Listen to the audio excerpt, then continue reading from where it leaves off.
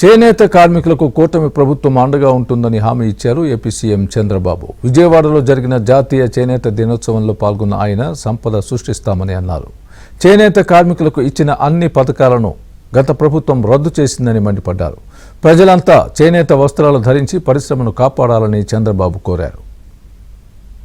నైపుణ్యాన్ని పెంచడానికి చేనేత కార్మికుల్లో కూడా నైపుణ్యం పెరగాల ఆ విషయం చెప్తాను.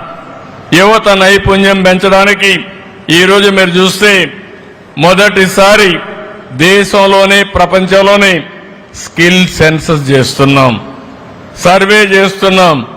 అందరూ మాట్లాడతారు, క్యాస్ట్ సెన్సస్ మాట్లాడతారు, లేకపోతే ఇంకొకటి మాట్లాడతారు. కానీ ఈ ప్రభుత్వం ఆలోచించే విధానం అన్నింటికంటే ముఖ్యమైనది నైపుణ్యం. ఈరోజు నైపుణ్యాన్ని పెంచుకోగలిగితే ప్రపంచాన్ని జయించే శక్తి భారతదేశంలో ఉండే యువతకుంది. అందుకని ఈరోజు స్కిల్ సెన్సస్ కి ముందుకు పోతున్నాం. ఉప్పాడ చీర కూడా నేను కొన్నాను, ఇప్పుడే కొన్నాను.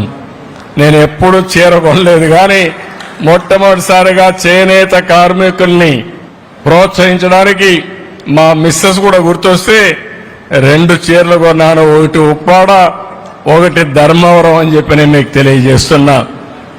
ఈరోజు ధర్మవరం ఉప్పాడ ఇవన్నీ కూడా మనకు కొన్ని క్లస్టర్స్ ఉన్నాయి. అయితే ఇండస్ట్రియల్ కాటన్కి పోయినప్పుడు ఇప్పుడు మళ్ళీ నేచురల్ కలర్స్ రావాలని, కద్దరే వాడాలని, చేనేత కట్టుకోవాలని కొత్త ఆలోచన వచ్చింది. దీనికి కారణం మన మీద ప్రేమ కంటే వాళ్ళ ఆరోగ్యం పైన ప్రేమ. మళ్ళీ ఇది ఒక సైకిల్ తిరిగి వచ్చింది. ఈ సమయంలో కరెక్ట్ అయిన డిజైన్స్ గానీ మనం చేయగలిగితే, మన చేతి వృత్తుల ప్రతిభ మనం నిరూపించుకోగలిగితే అందరికంటే ఎక్కువ ఆదాయం సంపాదించే పరిస్థితి వస్తుంది. అందుకే ఈ చేనేత పరిశ్రమకి చేయూతనిచ్చే బాధ్యత ఈ ప్రభుత్వాన్ని అని చెప్పి మరొక్కసారి మీ అందరికీ హామీ ఇస్తున్నా.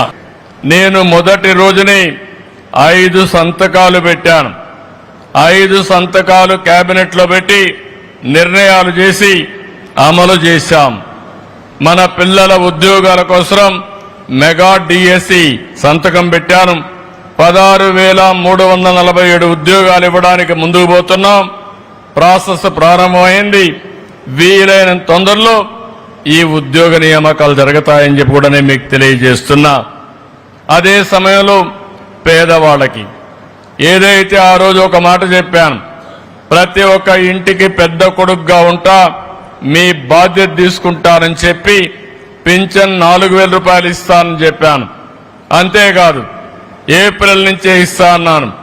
అందుకే ప్రభుత్వం వచ్చిన మొదటి నెలలో 7,000 రూపాయలు ఇంటికి తీసుకొచ్చి ఇచ్చిన పార్టీ ఎన్డీఏ ప్రభుత్వం, తెలుగుదేశం అని చెప్పి నేను మీకు తెలియజేస్తున్నా.